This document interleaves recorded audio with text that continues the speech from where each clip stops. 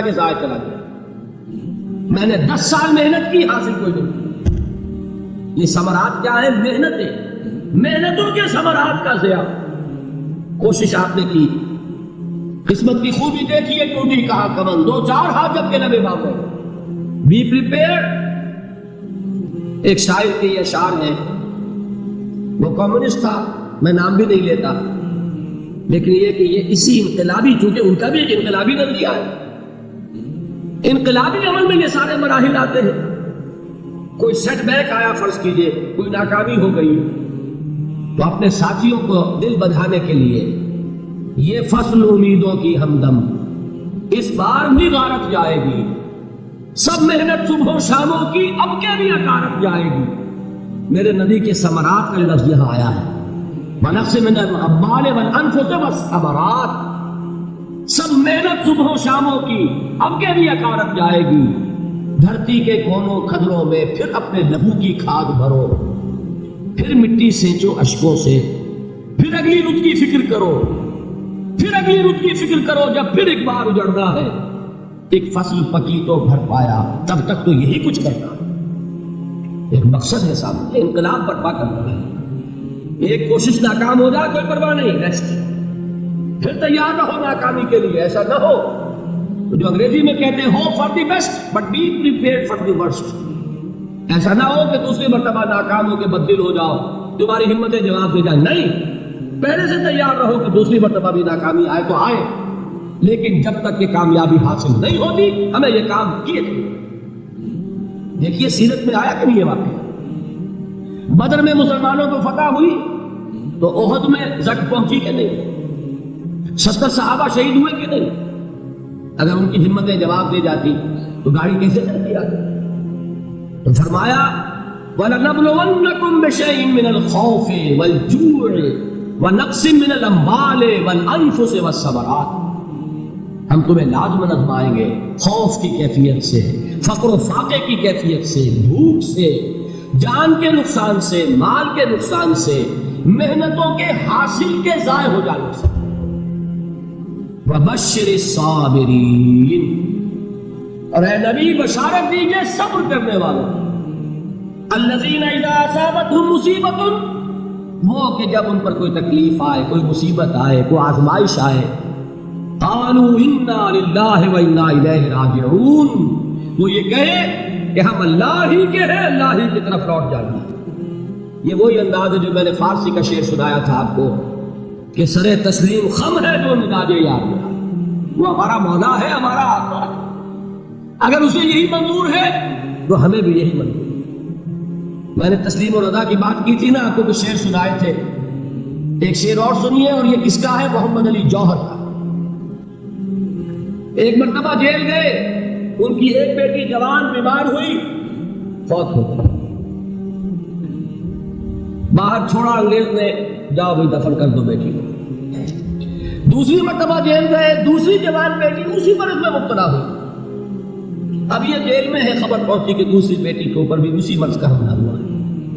ایک نظم لکھی ہے جس کا آخری شعر یہ ہے: تیری صحت ہمیں منظور ہے لیکن اس کو نہیں منظور تو پھر ہم کو بھی منظور نہیں.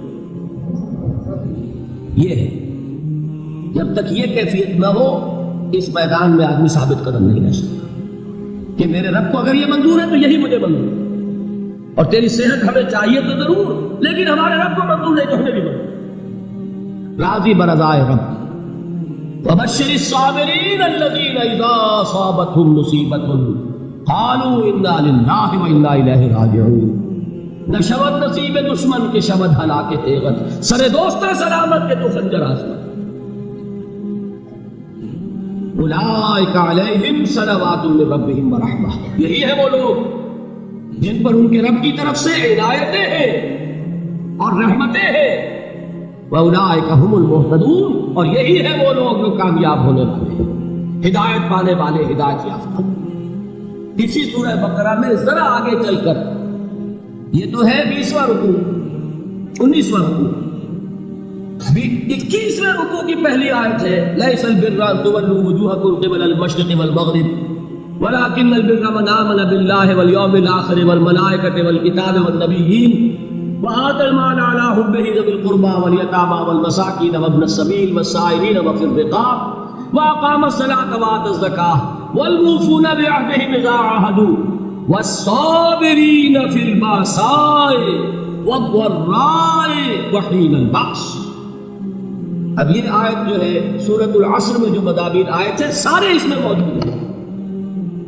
وہاں ایمان کا لفظ آیا, یہاں 5 ایمانیات کی تفصیل آ گئی, اعمال کی تفصیل آئی, اور آخری بات وہاں کیا ہے وتواصوا بالصبر, اور یہاں کیا ہے والصابرین فی البأساء والضراء وحین البأس, اور صبر کرنے والے. اصل نیکی ان کی ہے جو صبر کرے اس میں جنگ کے وقت, ذرائے بأسائے, بأسا کہتے ہیں فقر اور فاقہ, واحد آئے گا باس تو اس کے معنی جنگ, اور بأسا جمع میں آئے گا تو فاقہ فقر ہو, اور ذرائے جسمانی تکلیف, ضرر جسمانی تکلیفوں میں صبر کرنے والے, فقر اور فاقے میں صبر کرنے والے, اور جنگ کے وقت صبر کرنے والے.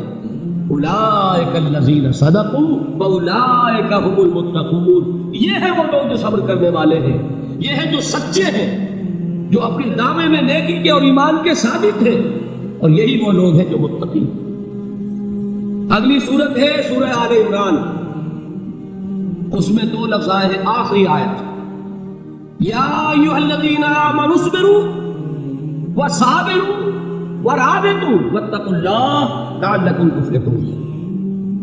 دیکھیے یہاں صبر اور صابر جو تعلق جہد اور جہاد کا ہے وہی ہے صبر اور مصابرت. صبر ایک طرفہ عمل ہے, آپ جھیل رہے ہیں, برداشت کر رہے ہیں, صبر علی المعصیہ, صبر علی الطاعہ, صبر علی الابتلاء, یہ سب کیا ہے صبر. اور مصابرت کیا ہے صبر کا صبر سے مقابلہ. یہ سورہ آل عمران, اب وقت نہیں ہے, میں آپ کو سناتا اللہ تعالیٰ نے کیسے کیسے مسلمانوں سے کہا, مسلمانوں تمہیں تک پہنچی ہے تو انہیں بھی تو پہنچی تھی. ان کے 70 نہیں مارے گئے تھے بدر میں, ان کے حوصلے جو ہے وہ تو پست نہیں ہوئے, وہ اگلے سال آ گئے تم پر چڑھائی کر کے. تم کیوں اتنا برا مان رہے ہو, تمہارے دل اتنے زخمی کیوں ہوئے, تمہیں تکلیف پہنچتی ہے تو انہیں بھی پہنچتی ہے. اپنی غیرت جو ہے ہمیں ذرا اس کا جائزہ لینا چاہیے. لوگ باطل نظریات کے لیے کتنی قربانیاں دے رہے ہیں, لوگ باطل چیزوں کے فروغ کے لیے کتنی محنتیں کر رہے ہیں. جیسا کہ میں نے ابھی کہا تھا, اسی غیرت کو چیلنج کرنے کے لیے, ذرا آپ کی حمیت دینی کو جوش دلانے کے لیے, قادیانی نوجوان کتنی تعداد میں اپنے آپ کو دین کے لیے وقف کرتا ہے, اور آپ کتنے نوجوان ہیں جو اپنے آپ کو دین کے لیے وقف کرتے ہیں. وہ کھاتے پیتے گھرانوں کے لوگ. یہ نہیں ہے کہ اگر کوئی اور کام نہیں کر سکتا تو پھر یہ ہے کہ وہ دین کے کام میں لگ رہا ہے. باصلاحیت لوگ, کھاتے پیتے لوگ, ذہنی استعداد رکھنے والے لوگ, اونچے گھرانوں کے لوگ, وہ وقت کریں اپنے آپ کو دین کے لیے.